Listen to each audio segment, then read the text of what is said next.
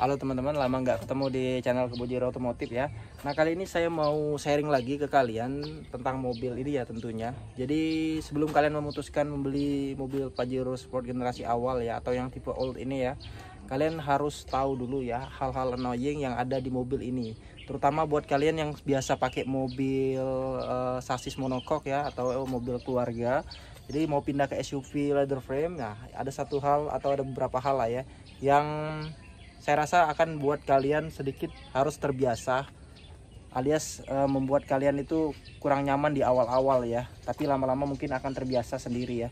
Nah tapi ini penting banget buat kalian ketahui, terutama buat kalian yang tinggi badannya itu di atas 170 cm. Nah untuk yang pertama ya, yang paling annoying itu adalah di bagian joknya ini, bagian kursi pengemudi, bukan bagian kenyamanan kursinya ya, tapi antara jarak lantai ke kursi. Nah ini saya setting paling rendah ya. Di setting paling rendah itu dia sedikit kurang nyaman di bagian kaki ya. Jadi jaraknya itu dikit sekali ya. Beda kalau mobil MPV ya, mobil keluarga itu kayak Avanza, Mobilio, Sigra itu lebih dalam bagian floornya, ini lantainya itu lebih dalam. Jadi paha kalian bisa tersangga. Ini saya coba praktekin aja. Ini kalian bisa lihat di sini. Ini posisi saya, tinggi saya 170 cm ya. Nah, kaki saya itu seperti ini, teman-teman. Tuh kalian lihat. Jadi di sini ada ruang yang lumayan jauh ya. Ini paling rendah. Nah, kalau kalian setting paling tinggi ya. Setting paling tinggi. Kepalanya itu memang nggak mentok ya, masih ada sisa. Nih, masih ada sisa seperti segini ya. Nah, kurang lebih nah seginilah kurang lebih. Tuh. Bentar saya iniin dulu. Tuh. Nah jaraknya seperti ini.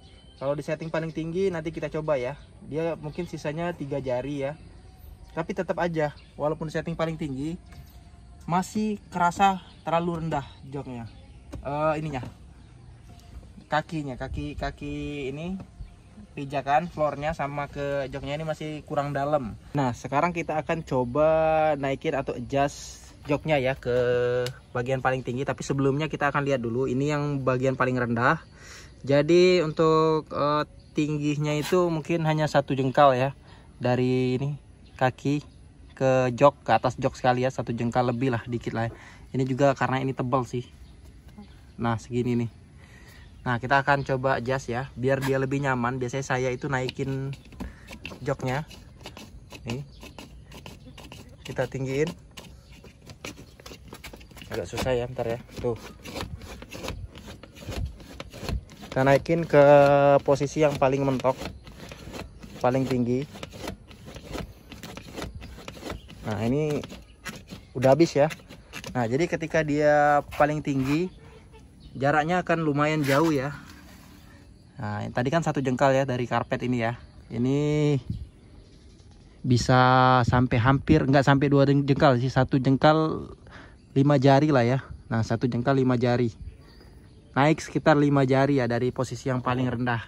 Dan kalau kita coba duduk itu akan lebih nyaman dibanding untuk bagian kaki ya, akan lebih nyaman dibanding saat di set di posisi paling rendah.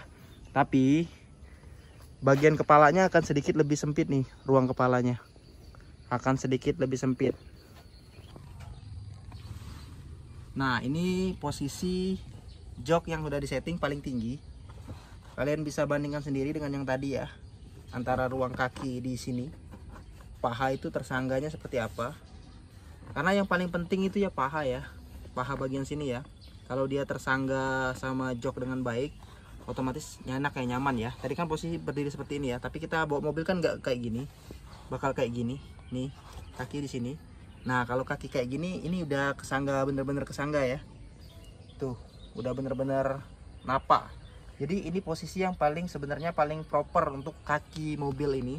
Tapi view kalian ke depan itu atau bagian kepalanya dulu ya, kepalanya itu sisa sedikit sekali ya. Jadi kalau dari ujung rambut seperti ini nggak sampai 5 jari, 4 jari lah. Jadi cuman 4 jari ke atas, dan itu masih oke sih. Terus yang bikin rasanya itu kayak lebih kaku ya, bagian pandangan ke depan itu tinggi sekali. Jadi berasa kita tuh kayak rasanya kayak berdiri di atas mobil ya, duduk di atas mobil gitu, dan rasanya memang commanding ya. Untuk sesekali mungkin enak ya, berasa lebih kelihatan ke depan. Dan tapi entah kenapa ya, yang saya rasain rasa limbungnya malah lebih berasa lagi, karena kita bisa lihat full seluruh bodi bagian depan mungkinnya, terus posisi kita juga lebih tinggi ya. Nah, dan itu akan kita bahas di minus selanjutnya. Tapi untungnya ya, mobil ini setirnya itu bisa di adjust, bisa dinaik turunin. Nah, bisa dinaik turunin. Nah, walaupun nggak bisa dimaju mundurin, menurut saya nggak masalah ya, karena yang sebenarnya kalau joknya ditinggiin ya otomatis antara setir dengan paha itu jaraknya semakin dekat. Ini udah paling tinggi ya, jadi masih ada jarak sekitar propernya ini 4 jari ya. Nah, 4 jari padat seperti ini, dan ini masih oke sih teman-teman. Apalagi saat kita gini ya, kaki selonjoran dikit, ada 4 jari, dan masih oke banget untuk kategori berkendara. Terus kalau kita paling rendahin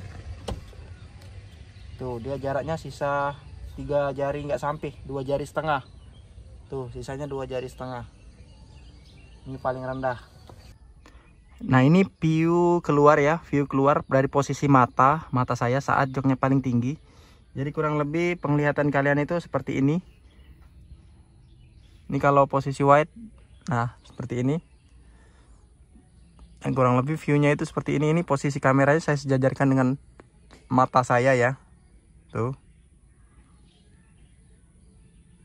Nah teman-teman, jadi salah satu minusnya di situ ya. Salah satu minusnya. Nanti ada 2 hal lagi, tapi yang paling penting sih, paling berasa sekali, yang bikin kalian mungkin kaget ya, di bagian sini aja. Karena saya sempat kram ya awal-awal pertama kali bawa mobil ini ya, sempat kram di bagian kaki karena nggak terbiasa. Jadi untuk tinggi 170 cm settingannya kurang lebih seperti saya tadi ya, masih oke ya. Tapi untuk tinggi di atas 170 cm, mungkin 175 sampai 180 bakal lebih berasa capek lagi, pegel lagi, atau mulai harus dibiasakan lagi ya. Karena di awal-awal saya bawa mobil ini kemarin itu sempat kram bagian kaki sini bagian kram, karena kebetulan pakai sepatunya juga yang fullnya itu tinggi ya. Jadi agak nekuk di sini, sedikit nekuk gini tuh. Nah, tapi apalagi untuk kalian yang tingginya lebih dari itu ya, saya rasa harus terbiasa atau mungkin sulit membiasakan ya. Karena kalau untuk saya ya, sekarang udah biasa ternyata. Walaupun kram di awal dan sekarang nggak lagi kram, jadi udah terbiasa sendiri aja gitu. Nah, sekarang kita bahas hal-hal yang lain ya. Hal-hal lain, ada 2 hal lagi yang menurut saya agak kurang nyaman atau yang perlu diperhatikan ya dari kalian jika ingin beli mobil ini. Tapi 2 hal ini nggak sesignifikan posisi berkendara atau posisi jok tadi ya. Karena posisi jok ini menurut saya ini yang paling vital ya, karena kita selalu di sini ya, kita selalu di posisi setir, di posisi kokpit, kita yang bawa mobil, dan kita harus sesuaiin, harus nyaman senyaman mungkin lah di mobil. Nah, untuk posisi yang hal annoying yang lain ya adalah suara mesin. Jadi suara mesin itu masuk ya, jadi suara dekselnya itu masuk, dan masuknya itu berasanya dari bawah kolong bawah sini nih, padahal di bagian depan itu udah ada peredam ya. Apalagi saat kalian gas ya, itu semakin berasa masuk suaranya. Tapi plusnya, peredaman suara di sekitar itu nggak masuk teman-teman. Jadi suaranya itu masuknya bukan dari luar, tapi masuknya itu dari dalam sini. Nah, itu mungkin pengguna Pajero Sport generasi awal udah ngerasain ya, udah tahu lah pasti. Nah, buat kalian yang belum tahu ya, belum paham, itu lumayan ya berasa suaranya ya. Tapi enaknya di bagian luar nggak kerasa kayak suara motor, itu agak sedikit teredam dengan baik ya. Tapi untuk suara dari dalam sendiri yang masuk, mungkin karena di luar lumayan kedap ya, jadi suara yang di dalam kedengaran. Itu sih menurut saya, pemikiran saya, kalau suara di dalam kedengaran, jadi nggak terkontaminasi dengan suara luar. Nah, karena saya buka kaca, coba ya jalan saya buka kaca, ketika kacanya itu dibuka ya, suara yang dalam mesin itu juga ikut hilang, terkontaminasi dengan suara di bagian luar, suara bising lalu lintas. Nah, itu teman-teman. Terus yang ketiga, nah yang ketiga ini, mobil ini ya mobil tinggi limbung. Jadi saat kalian jalan di dalam kota, jalan biasa ya, nggak berasa limbungnya teman-teman. Tapi ketika kalian jalan ke jalan yang lebih sepi atau kalian bejek di gas mungkin 80 sampai 100 km per jam di jalan yang mungkin agak bergelombang ya, bumpy ya, limbungnya itu berasa banget teman-teman. Jadi ya kalian goel nah seperti ini tuh, gini tuh kalau di jalan, nah goel gitu. Dan itu cukup mengerikan ya untuk mobil setinggi ini, apalagi mobil ini punya bobot yang cukup berat ya, serta tenaga yang gede. Jadi kalau dibawa ngebut jalan goyang-goyang gitu cukup mengerikan ya, apalagi saat ngerem ya. Karena mobil sebobot segede ini, tenaga dipacu secepat mungkin. Saat kalian ngerem ya, otomatis pengeremannya juga akan lebih sulit ya untuk memaksimalkan atau menyetopkan atau memberhentikan mobil ini secara konstan. Jadi ya beli mobil ini jangan ngebut lah pokoknya, intinya jangan kebawa suasana torsinya yang gede ya. Nah itu teman-teman 3 hal yang harus kalian tahu ya tentang mobil Pajero Sport generasi pertama old ya. Kalau yang all new saya belum pernah coba, jadi saya belum tahu ya. Tapi untuk yang ini gitu minusnya yang saya ketahui, yang harus kalian benar-benar perhatikan sebelum beli ini mobil. Jadi kalian udah tau lah gambarannya seperti apa, dan menurut saya tapi masih worth it lah untuk kategori mobil SUV, asal kalian membiasakan dan juga memahami karakter dari mobil ini. Hanya di bagian jok tadi 170 cm saya rasa udah nyaman sih, masih enak nyaman. Nah karena mobil ini sebenarnya memang dia floornya ini rendah, tapi kalau kalian buat selonjoran, buat enjoy, dikombinasikan dengan posisi recliningnya ya yang pas di badan kalian, bawanya juga nyaman-nyaman aja, nggak ada masalah sama sekali. Malah sekarang udah terbiasa, jadi berasa mobil ini nggak berasa gede lagi, kayak mobil biasa aja, kayak mobil dalam kota aja bawanya. Udah feel-feelnya itu udah mulai berasa. Nah satu lagi nih tambahan dari saya ya, blind spotnya itu lumayan gede, jadi wajar lah mobil gede blind spotnya gede. Tapi yang paling parah itu di bagian sini nih. Jadi ada 4 ya, kita tambahin aja ya. Nah ini tuh kalian lihat ya, segede ini pilar yang gede, ditambah spion yang segede ini, nutupin full sampai ke atas ini. Jadi blind spot area sini sangat berbahaya. Jadi buat kalian yang mau jalan atau mau melewati persimpangan ya, kalian harus sedikit majuin kepala kalian seperti ini ya, pastiin bahwa nggak ada motor.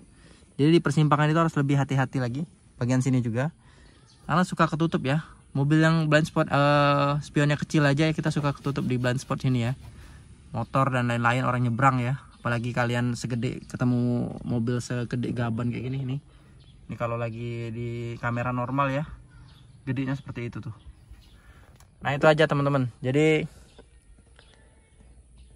perhatikan tadi ya, saya rangkum lagi. Yang pertama, joknya, posisi berkendara kalian harus coba dulu, sesuaikan dulu ya. Kalau tinggi 170 cm atau ke bawah, saya yakin aman sih pakai mobil ini, joknya masih bisa nyaman.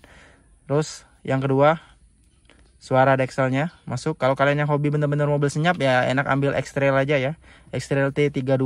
Nah itu mobil nyaman, mobil senyap, dan mobil itu ya nyaman sekali lah pokoknya. Memang mobil nyaman, tenaganya juga ada.